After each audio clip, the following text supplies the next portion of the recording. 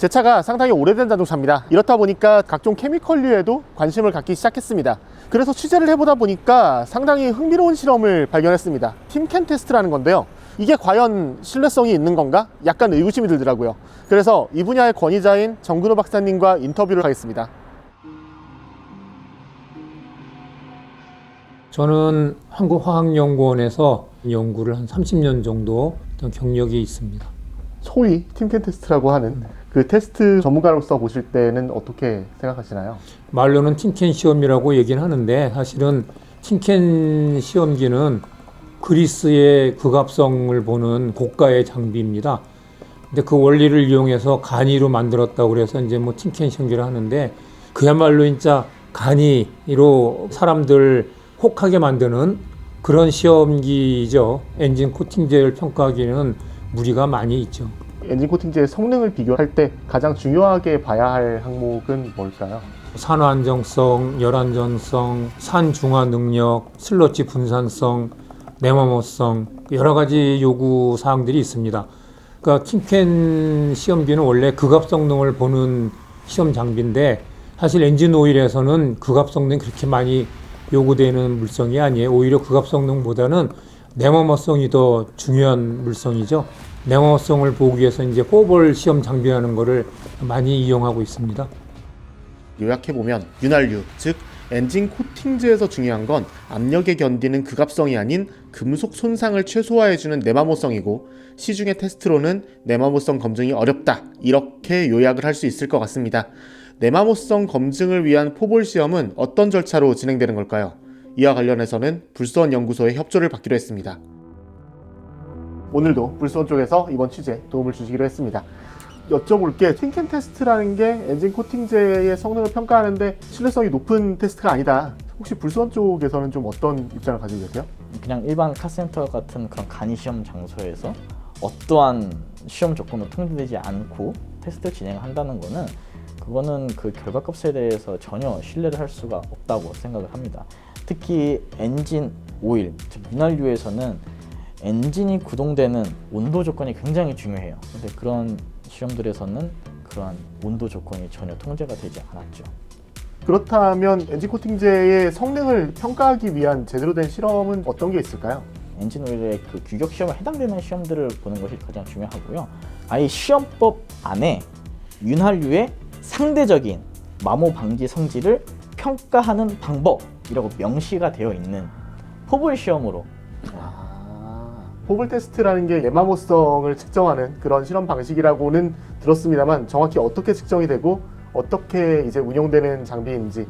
이 시험법은 4개의 볼을 이용해서 하부에 3개의 볼을 고정시키고 상부에 하나의 볼을 회전시키면서 윤활유의 직접적인 마찰을 보는 겁니다. 이 시험법은 동일한 조건 하에서 실험을 진행할 수 있는 장비이고요.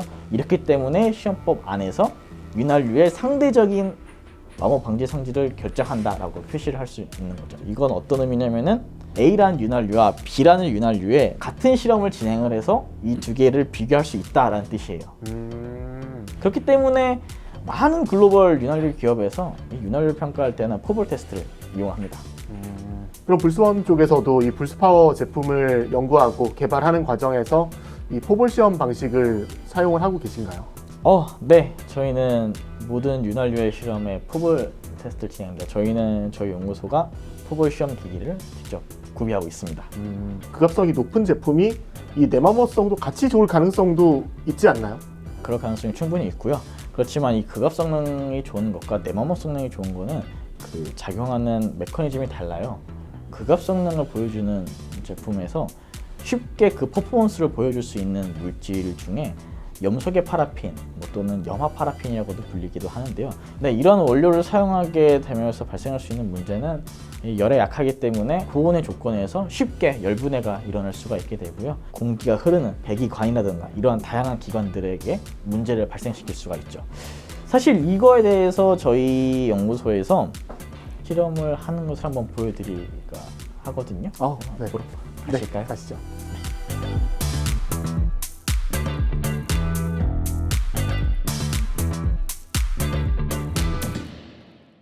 요거는 염화 파라펜이라고 불리는 물질의 위험성을 보여드리기 위해서 저희가 자체적으로 고안한 실험 장비예요. 이러한 히팅 멘티를 통해서 제품을 가열을 할 겁니다. 가열된 제품 내에서 염산가스가 발생을 하면은 관을 타고 이 챔버 안으로 들어가게 되거든요. 이 챔버 안에 저희는 실제 이 G80형 피스톤을 네. 내부에 넣어놓고 네. 산성기체에 노출된 이러한 피스톤이 어떠한 과정을 거쳐서 부식이 되는지를 볼 수 있게 하기 위한 실험입니다. 옆에 거는 산성 기체가 발생이 되는 제품과 그렇지 않은 제품 이 두 개를 비교를 하는 실험인 거죠. 그쵸. 조금 더 정확히 말씀드리면 산성기체가 발생되는 제품과 불스 파워 제품을 하게 됩니다. 네.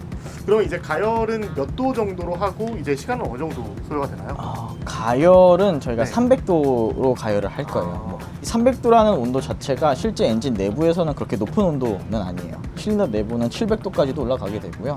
이 엔진 오일이 있는 부분도 300도까지는 올라갈 수 있습니다. 그럼 이제 실험하는 거 한번 볼 수 있을까요? 네.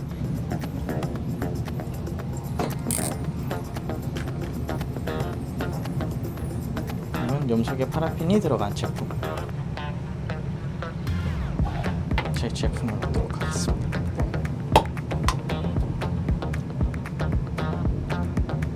실험 세팅은 끝났습니다. 네. 이제 가열을 시작합니다. 전에 한번 촬영했던 그 부스파워 영상을 보니까 왜 엔진 코팅제만 가열을 하냐, 엔진 오일을 섞어서 다시 가열을 해야 되는 거 아니냐, 뭐 이런 얘기가 나왔는데 그게 맞는 말이긴 합니다. 그렇지만 그 물질이 열분해가 일어나는 온도는 정해져 있기 때문에 똑같은 현상이 나온다고 저희가 말씀드릴 수 있습니다. 이 엔진 코팅제가 가열이 돼서 실제 이 실린더의 변화를 알기까지는 하루 이틀 이상의 시간이 걸린다고 하니까 이거는 저희가 좀 배속을 빠르게 돌려서 한번 보도록 하죠.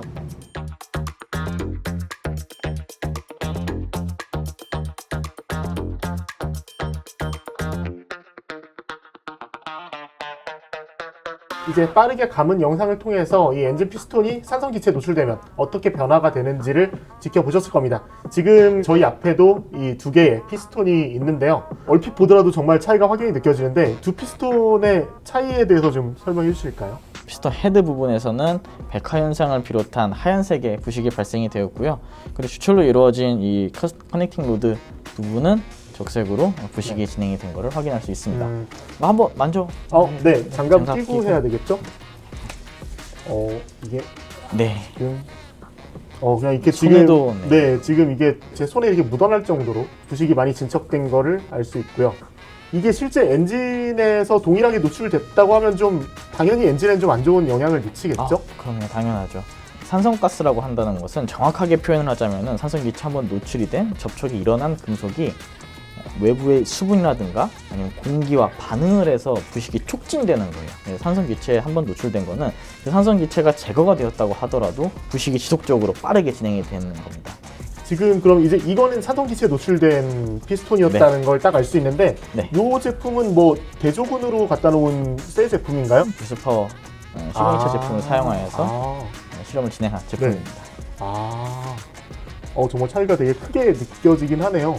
지금 요거는 염색의 파라핀이라는 물질이 들어간 제품의 위험성에 대해서 보여주는 실험이었어요. 이 시험이 보여줄 수 있는 건 아주 분명합니다. 엔진은 반복된 폭발과 피스톤 왕복 운동으로 고온 그리고 고마찰에 노출됩니다. 액체인 엔진 코팅제가 끓어오르고 이에 따라 기체를 발생시킬 수밖에 없는 조건인 거죠. 여기에 산성 기체가 발생된다면 금속인 엔진 내벽과 피스톤에 녹이 발생하고 계속 유입되는 산소로 인해서 부식은 가속화됩니다. 반복되는 상하 왕복 운동까지 더해진다면 불규칙해진 표면으로 엔진 내벽 손상은 더욱 심화될 게 아주 뻔하죠. 그러면은 이제 좀 올바른 엔진 코팅제를 고르는데 가장 중요한 건 어떤 걸까요? 소비자들이 안전한 엔진 코팅제, 올바른 엔진 코팅제를 고르는 방법은 제품의 MSDS라고 해서 물질안전 보건 자료를 보는 게 제일 좋은 방법이에요. 그 안에는 이제 이 제품에 사용된 전 성분들이 다 표기가 되어 있어요. 그래서 이 성분표를 보시면서 염화 파라핀이 들어가 있는지를 확인하시고 또 이뿐만 아니라 이황화 몰리브덴이라고 해서 고형의 물질인데 이거는 사실 내모모성을 높여주는데 좋은 물질이긴 하지만 이 물질은 고형이기 때문에 엔진 필터를 막고 엔진의 흐름을 막을 수가 있어요. 이런 문제점도 있고 뭐 테프론 같은 이런 물질들이 있는데 이런 물질들이 들어가 있냐 안 들어가 있냐를 보는 것이 제일 좋은 방법일 것 같습니다.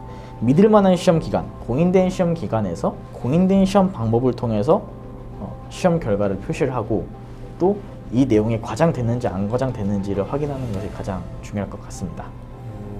그럼 불스파워 제품들은 좀 어떤가요?